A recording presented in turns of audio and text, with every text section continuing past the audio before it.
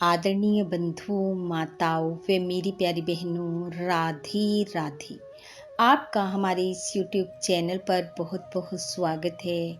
बंधुओं, आज हम इस वीडियो में माघ महत्तम का 13वां अध्याय सुनेंगे, जिसे सुनने सुनाने से भगवान श्री हरि की कृपा से मनुष्य को 1000 गोदान करने जितना फल प्राप्त होता है।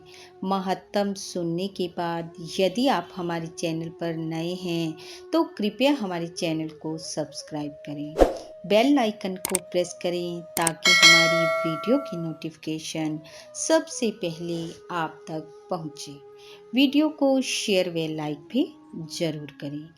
बंधुओं, कल के अध्याय में हमने सुना कि यमदूत ब्राह्मण पुत्र विकुंडल को एकादशी व्रत का महत्तम बताते हुए कह रहा है कि जो मनुष्य एकादशी व्रत को धारण करता है उसके लिए कहीं भी कुछ भी दुर्लभ नहीं है। एकादशी व्रत की तुलना बड़े बड़े तीर्थ भी नहीं कर सकते। जब तक मनुष्य अपने जीवन में एकादशी व्रत को नहीं करता, पाप उसके शरीर में बने रहते हैं, और जो इस व्रत को करता है वह अपने माता पिता व स्त्री के कुल की 10-10 पीढ़ियों का उद्धार कर देता है। नरक से बचने और स्वर्ग की प्राप्ति के लिए मनुष्य को अपने जीवन में यथाशक्ति दान पुण्य के कार्य करने चाहिए। बंधुओं, यहाँ तक की कथा हमने कल के अध्याय में सुनी। आइए अब सुनते हैं आगे की कथा।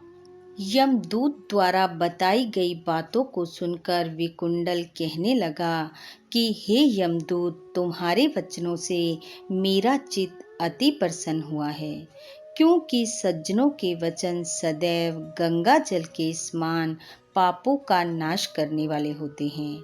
उपकार करना, प्रिय बोलना सज्जनों का स्वभाव होता है, जैसे अमृत मंडल चंद्रमा को भी ठंडा कर देता है।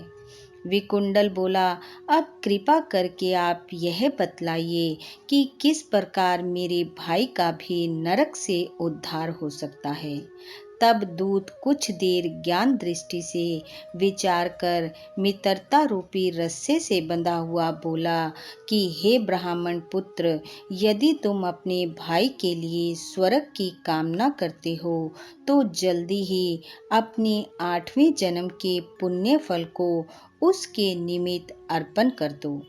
तब विकुंडल ने कहा कि हे दूत, वह पुण्य क्या है और मैंने कौन से जन्म में और कैसे किया था, सो सब बतलाओ, फिर मैं अपना पुण्य अपने भाई को दे दूंगा। दूत कहने लगा कि हे विकुंडल, सुनो, मैं तुम्हारे पुण्य की सब कथा कहता हूँ। पूर्व समय में मधुवन में शाल्की नाम का एक ऋषि था। वह बड़ा तपस्वी, ब्रह्मा के समान तेज वाला था। नवग्रह की तरह उसकी स्त्री रेवती के 9 पुत्र थे, जिनमें से 5 के नाम ध्रुव, शशि, बुध, तार और ज्योतिमान थे। इन पांचों ने गृहस्थ आश्रम धारण किया था तथा बाकी के 4 पुत्र निर्मोह, जीतमाय, ध्यान निष्ठ और गुणातग, यह चारों संन्यास ग्रहण कर वन में रहने लगे थे। वह चारों शिखा सूत्र से रहित पत्थर और सोने को समान समझते थे। जो कोई अच्छा या बुरा उनको अन्न दे देता वही खा लेते, और जो जैसा वस्त्र दे देता उसको ही पहन लेते। सदैव ब्रह्मा के ही ध्यान में लगे रहते। इन चारों ने व्रत, शीत, निद्रा और आहार सबको जीत लिया था। बस चर अचर को विष्णु रूप समझते हुए मौन धारण करके संसार में विचरते थे। एक समय ये चारों महात्मा तुम्हारे घर आए। जब तुमने मध्याह्न के समय भूखे प्यासे इनको अपने आंगन में देखा तो तुमने गदगद कंठ से आंखों में आंसू भरकर इनको नमस्कार करके इनका बड़ा आदर सत्कार किया। इनके चरणों को धोकर बड़े प्रेम से तुम इनसे कहने लगे कि आज मेरे अहो भाग्य हैं, आज मेरा जन्म सफल हुआ, मुझ पर भगवान प्रसन्न हुए, मैं सनाथ हुआ। मेरे माता पिता पत्नी पुत्र आदि सभी धन्य हैं जो आज मैंने हरि के सदृश आपके दर्शन किए। सो हे विकुंडल, इस प्रकार तुमने श्रद्धा से उनका पूजन किया और चरण धोकर जल को मस्तक से लगाया। फिर विधि पूर्वक उनका पूजन करके तुमने उन्हें भोजन करवाया। उन सन्यासियों ने भोजन करके रात को तुम्हारे घर में विश्राम किया और ब्रह्मा के ध्यान में लीन हो गई।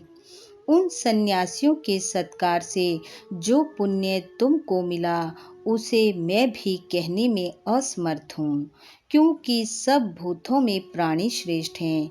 प्राणियों में बुद्धि वाले, बुद्धि वालों में मनुष्य, मनुष्यों में ब्राह्मण, विद्वानों में पुण्य आत्मा और पुण्य आत्माओं में ब्रह्म ज्ञानी सर्वश्रेष्ठ होते हैं।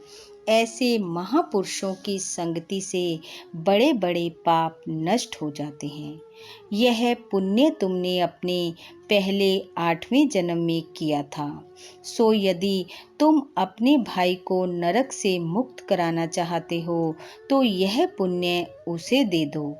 दूत के ऐसे वाक्य सुनकर विकुंडल ने प्रसन्न चित्त से अपना पुण्य अपने भाई कुंडल को दे दिया, जिससे वह नरक से मुक्त हो गया और दोनों भाई देवताओं से पूजित किए गए। तब दूत अपने स्थान को वापस लौट गया। इस प्रकार ब्राह्मण के पुत्र विकुंडल ने अपना पुण्य देकर अपने भाई को नरक की यातना से छुड़वाया। सो हे राजन, जो कोई इस इतिहास को श्रद्धा भक्ति व प्रेम पूर्वक पढ़ता सुनता व दूसरों को सुनाता है, वह 1000 गोदान का फल प्राप्त करता है, इसमें कोई संशय नहीं है। इति माघ महत्तम 13वां अध्याय समाप्त। बोलो विष्णु भगवान की जय। बंधु, भगवान श्री हरि की कृपा आप व आपके परिवार पर सदैव बनी रहे। आपका घर आंगन खुशियों से महकता रहे।